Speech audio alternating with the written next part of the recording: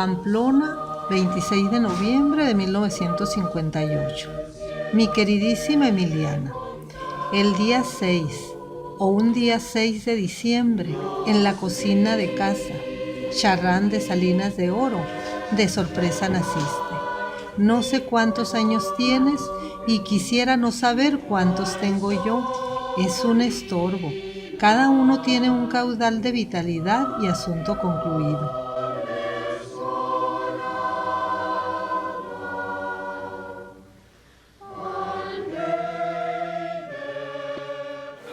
Emiliana Subeldía es un maestro de música, compositora y pianista que fue una mujer, digamos, para su tiempo, fuera de serie. ¿Por qué? Porque hizo lo que muchas mujeres en esa época les estaba limitado o no se atrevían a hacerlo. Yo siento que es como un referente en cuestiones de proceder ante el mundo de una manera ética y con la idea siempre generosa, ¿no? De hacer cosas por los demás sin recibir nada, a fin de cuentas, ¿no? Entonces esa para mí es una herencia muy importante de la maestra Subeldía, amén de todas las cuestiones que tienen que ver con la música y el conocimiento y la preparación. Tenía una personalidad con un carácter bastante fuerte. De origen español, de origen vasco, más concretamente. Esta raza vasca pues se caracteriza por ser una raza de mucho carácter. Ella se formó como pianista en Pamplona. En un pueblo que se llama Arsay Salinas. Después, allá yo comencé mis estudios de música a los 4 años. Y naturalmente, como era un pueblecito muy chiquito, íbamos a la capital de Navarra, o sea, Pamplona, durante los inviernos, allá a estudiar. Y yo estudié lo primero que hice, el primer maestro fue José Escurra, primer premio del Conservatorio de Madrid, con el cual aprendí muchísimo. Y a los 5 años toqué la primera vez en público, sin ningún miedo, sin ningún apuro, porque yo nunca he tenido miedo para tocar en público.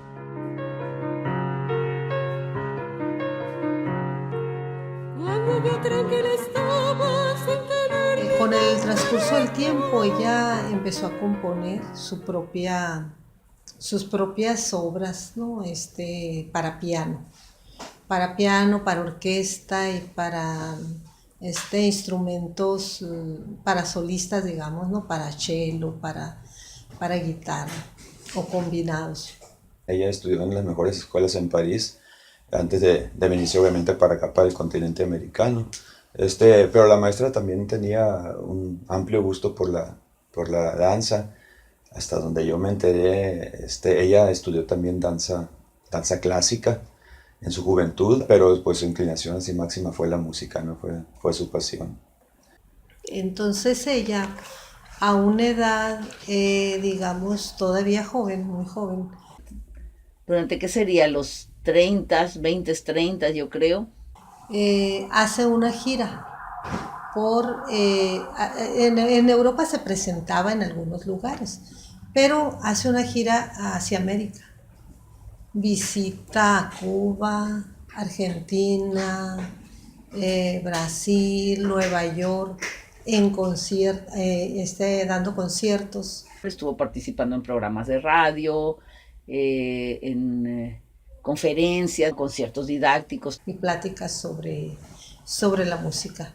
Y ella, pues, en transcurrir, en esta, digamos, gira artística que hace ella acompañada de una amiga, pues va conociendo no solo otros músicos, otra cultura musical, digamos, y también se relaciona con personas, ya sea músicos, políticos, va haciendo amigos en esta gira y llega a Nueva York En Nueva York conoce a otro músico y él era compositor también, Augusto Novaro. En el camino conoció a Augusto Novaro, que es un físico, matemático que incursionó en el campo de la música y creó una teoría sobre los instrumentos, sobre la música y de afinación de los instrumentos. Y se conocen y ella compone algunas obras basadas en la teoría Novaro, así se llama, ¿no? Entonces ella lo conoce, se hace amigo y le dice él, deberías de ir a México, él era mexicano. Quiero también que esto sea la cuna de la música, de ese famoso, gran y maravilloso hombre de ideas nuevas en la música, de la nueva teoría, Augusto Novaro. Es uno de los grandes genios, el mayor de esta época. Y como es mexicano, no le hacen caso. Yo tengo muchas obras escritas sobre esta teoría, estudié 5 años con él. Por eso vine a México.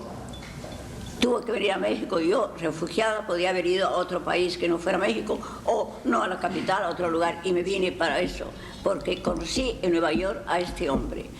Ahora, este hombre, ahora voy a la parte práctica.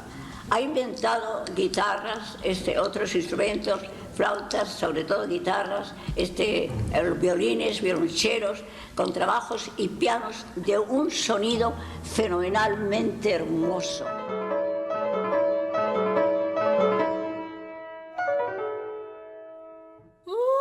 En ese periodo que ella se encuentra en México, aquí en Hermosillo, había, bueno, principalmente en la universidad, el rector, que en ese tiempo estaba en funciones, era Manuel Quirós Martínez. Entonces este rector le gustaba mucho, era muy amante de toda la cultura, era masón y por lo tanto era una persona culta que leía y que se interesaba mucho por todos estos temas. Y parece ser que ella en ese momento, cuando se determinó que alguien debía impartir clases de música, estaba radicando en el Distrito Federal, en la Ciudad de México ahora, y alguien la fue a invitar. Alguien le recomienda a Emiliana y le envió una carta a la Ciudad de México. Ahí le dice que se le invita por un tiempo para que venga a formar los coros, creo que por 1 año. En la carta le especifican ahí cuánto le van a pagar y todo, ¿no? Y Emiliana pues cae a sus manos la carta y decide venir a ver, ¿no? Qué es lo que le proponen. La maestra llegó aquí a Hermosillo aproximadamente en 1947, poquito después que fue fundada la Universidad de Sonora. Y pues ya firma su contrato, se queda en la universidad e inicia la formación de los coros. Empieza no solo con la formación del coro, sino a conocer la gente, la universidad, involucrarse en la cultura aquí, hace amigos, fue muy bien recibida. Entonces a partir de ahí empieza a formar los coros de la Universidad de Sonora. Ella inició dando clases en la preparatoria y, si no me equivoco, también en la secundaria de la Universidad de Sonora, porque la Universidad de Sonora antes tenía secundaria y preparatoria. Inició sus clases allí. Entonces se establece aquí, se hospeda, por cierto, en el Hotel San Alberto, que fue su residencia todo el tiempo, desde que llegó hasta que falleció la maestra. Ahí fue su residencia. Ella decía, ¿para qué quiero más si yo soy sola? ¿Y para qué voy a tener más, no? Si tengo una habitación de hotel bien céntrica, cerca de la universidad, y aparte ahí soy atendida, me lavan y todo. Y de ahí se iba todos los días al museo y biblioteca, ahí estaba la Academia de Música. Entonces ella, los dueños del hotel ya le dieron ese cuarto, ya se lo dieron de planta, ¿no? Y ya no se regresó a México, decidió quedarse. Aquí decía ella que se le parecía mucho la tierra aquí, el lugar, a su lugar allá, ¿no? De Pamplona, de la tierra vasca, que le gustaba mucho el aroma en ese tiempo había muchos naranjos, el aroma de los azares, y que le gustaba mucho como reíamos los sonores, aquí los de Sonora, porque reíamos, al reír nos reíamos de esta forma, ja, ja, ja. Todo lo que hay en Sonora me hizo gracia, mucha gracia. La manera de hablar, la manera de reír de la gente, ríen con A, no con O ni con I, cosa que quiere decir franqueza. Luego su gentileza, su natural de ser, una naturaleza, una manera de ser sencilla y noble. Y efectivamente va mucho con mi temperamento esta manera de ser del sonorense, no lo sé por qué. Todo me emociona, todo me causó un gran placer. Y acá he recibido inspiración para hacer música como yo creo que no podía hacerla en cualquier lugar.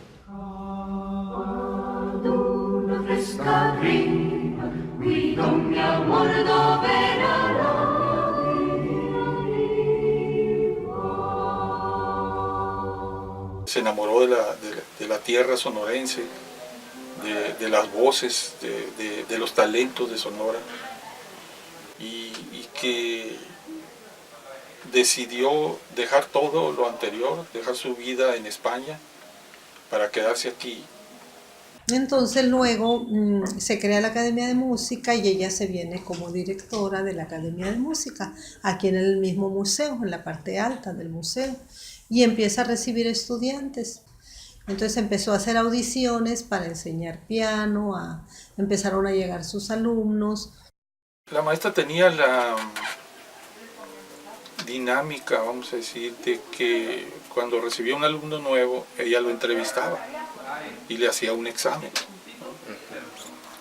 Entonces hacía un examen de carácter auditivo y de carácter rítmico. Entonces lo recuerdo muy bien porque me llevaron al salón de la maestra. Y no era yo el único, había ya un grupo de solicitantes, hombres y mujeres. Todos estábamos sentados ahí y enfrente de nosotros hacía la audición.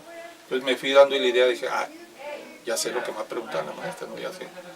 Entonces, ¿qué es lo que nos preguntaba? Nos pasaba, nos preguntaba el nombre, tenía un secretario ahí que nos tomaba los datos. Pues llegué y le dije que quería entrar al coro, así con la voz trémula, temblando, yo así. Entonces me dice, ven para acá, me dice. Entonces me tocó unas notas en el piano. La maestra tocó algo en el piano, hizo que yo lo tarareara, y después tocó algo en el mesabanco, algo rítmico, y yo lo tenía que imitar. Y ese era el examen, y esa era la manera que me decía, sí, ok, puedes entrar. Y luego ya se quedaba pensando así. Estás admitido, sí, vente a estudiar conmigo. ¿Sí? Entonces, dije yo pasé ese examen, ¿no? Y me admitió, ¿no? Y ya me dijo, pues, puedes participar en el coro, empezar a aprenderte las canciones, y pues ya que te las aprendes, pues ya estás oficialmente aceptado en el coro, con una beca de 600 pesos que nos daban mensual. Dentro de su clase era una persona muy exigente, muy exigente. Si uno regresaba a la segunda clase sin la tarea hecha, recibíamos un regaño muy fuerte, tan fuerte así, enfrente de todos, que muchos compañeros no regresaban, se salían, se daban de baja, ya no regresaban a la tercera clase. Luego nos decía, tú no sirves, vete. Había veces que nosotros teníamos que apanterarnos ante ella también porque era muy impositiva. Entonces a veces nos obligaba pues, también a nosotros o a doblegarnos o a ponernos al brinco, ¿no? No era de dos. Pues a mí me daba miedo. Sí, bueno, quizá la primera vez no, ¿verdad? Pero sí, con el tiempo ella imponía. Era una persona imponente, ¿no? Su carácter era fuerte. No solo nos estaba enseñando música, sino cómo hacerla, cómo abordar, cuánto tiempo a diario estudiar, cómo hacer las tareas. Y siempre trataba de que los alumnos dieran más de lo que podían. Siempre estaba como diciendo, es que si tienes un don, tienes que trabajar con ese don, porque Dios te dio ese don y Dios te va a pedir cuentas de lo que sabes. O sea, motivaba de esa manera, ¿no? Bueno, lo que yo aprecio mucho y aprecié siempre de la maestra es que siempre nos valoraba como personas, siempre, a pesar de que era un tanto gruñona y todo eso, ella en el fondo era muy afectiva, muy cariñosa.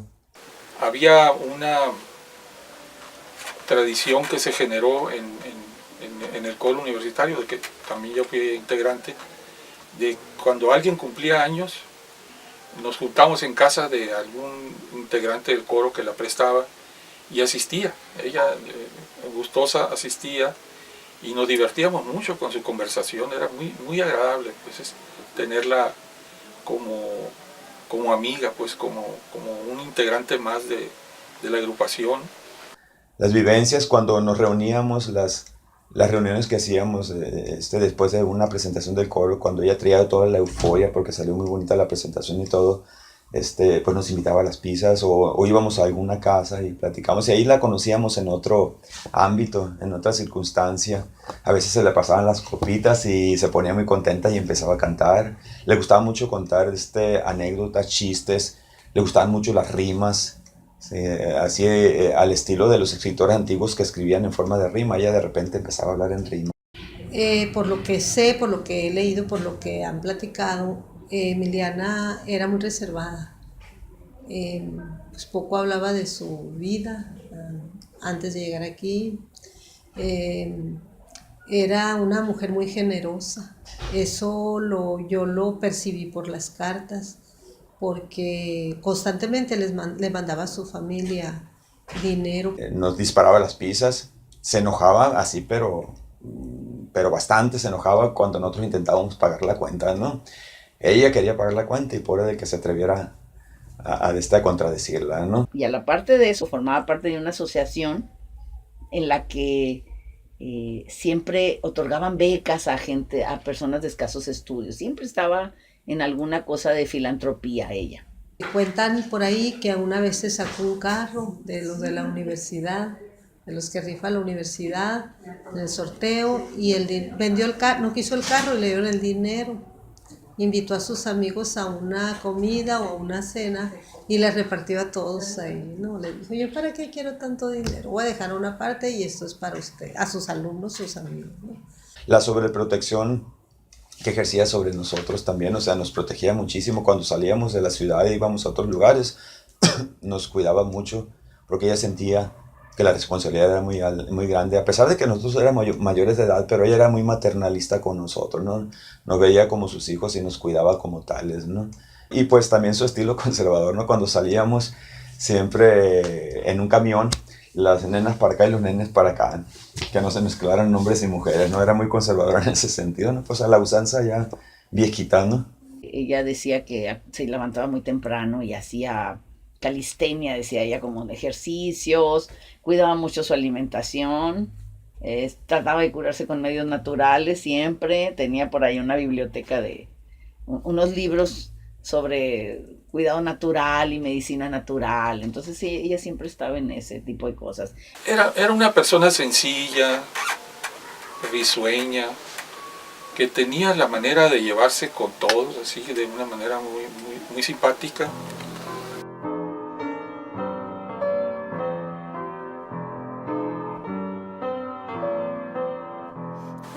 La maestra todavía a sus 88, 89 años subía y bajaba unas escaleras para llegar a su salón de clase, que no parecía que tenía esa edad. Sin embargo, ella pues, sufrió un par de caídas, ¿verdad? Lamentablemente sufrió un par de caídas y eso le produjo, en una de esas se lastimó la cadera, eso la inmovilizó, ¿verdad? Y la metió pues también en un poco de depresión, así por ya no poderse mover y ser autosuficiente. Eso le cambió la vida, porque podía haber llegado como los 100 años, que ya casi iba a cumplirlos además, cuando murió antes de cumplir los 100 años. Sí, eso la hizo que no pudiera ella moverse por sí misma, y entonces estuvo ingresada primero en un hospital. Y murió pues por cuestiones de la edad ya, no fue una enfermedad, ¿no? Ya era la misma edad lo que hizo que Emiliana falleciera. Los miembros del coro empezamos a sentir esa merma en lo que se refiere al rendimiento, ¿no?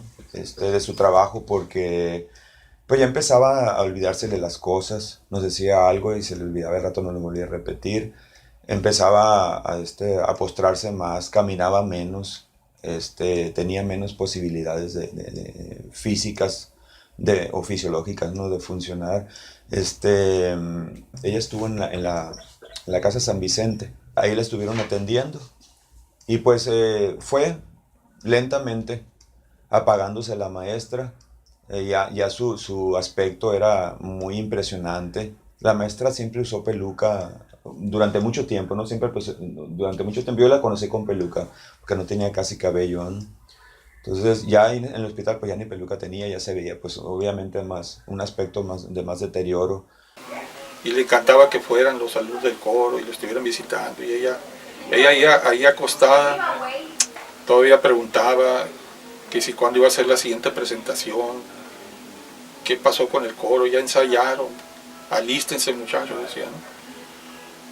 Porque toda su vida hizo eso aquí, pues entonces se quedó todavía con ese sabor, pues, ¿no? De estar trabajando con su coro.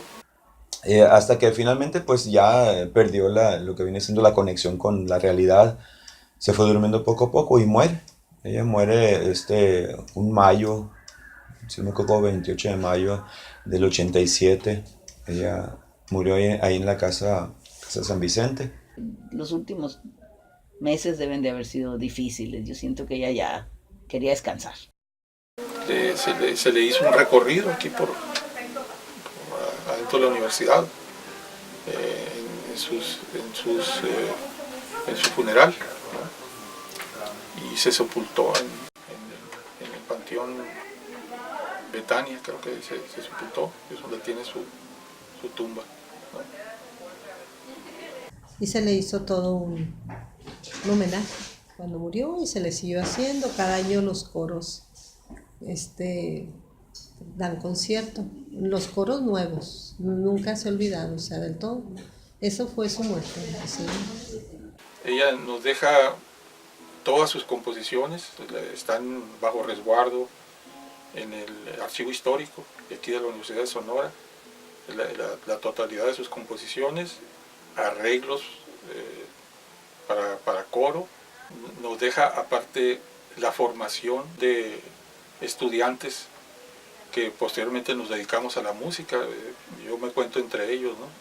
Yo estuve con ella estudiando pues alrededor de 7 años, ¿no? Porque ella, siendo extranjera, pudiendo estar en el DF, decidió quedarse en un pueblo, porque en ese tiempo, el 48, Hermosillo era una ciudad pequeña. Entonces decidió quedarse aquí para hacer música y para formar. Y sí, pues los resultados se ven, ¿no? Actualmente está la licenciatura en música, que viene siendo un resultado primero de la formación de los coros, luego la Academia de Música y ahora la licenciatura. Ella contactaba a pianistas, violinistas, cantantes importantes, entonces venían de la Ciudad de México o de otras partes del país a realizar conciertos aquí. Entonces eso generó obviamente una gran posibilidad para los hermosillenses de estar al día con la música que se hacía en la época. En conjunción de sus composiciones, de su estancia aquí, de la relevancia del coro universitario, de los alumnos que ella formó como pianistas y como músicos, entonces eso hizo que tuviera una importancia histórica, ¿no? A tal grado pues, que mereció que se investigara sobre ella, se escribiera, como es el caso de la doctora Leticia Varela, que le dedicó algunos libros, ¿no? En su investigación, y dada la importancia pues, de su trayectoria, ¿no? Si no me equivoco, casi estoy seguro que el auditorio, ella estaba viva todavía cuando le pusieron su nombre, porque recuerdo que ella renegaba mucho cuando la honraban, no le gustaba que la honraran, era demasiado modesta. Y ella pues era una persona de un extracto humilde, un extracto rural incluso. Me quedo con esas muestras de ella, con ese cariño, y para mí la verdad que fue una experiencia inolvidable. Me siento afortunado de haber sido tocado por su mano maestra, ¿no? Y por la formación que ella me dio. Todo lo que hicimos a muchos nos marcó, a muchos de mis compañeros nos marcó. Y creo yo que a ella le debo haber conocido la música en otro nivel. Y se le ha reconocido a Emiliana como debe ser, como debió ser y como debe ser. Cuando paso por la Plaza Souvenir la veo y veo su gusto ahí, pues parece que la estoy viendo en vivo, ¿no? O sea, hay muchos recuerdos que vienen a la mente, ¿no? Cuando piensas en ella. Tengo algunas fotos en mi álbum, por ejemplo, de cuando teníamos convivios y pues la veo y pues la veo muy viva todavía. Y verás si soy sincero, créeme que yo te adoro.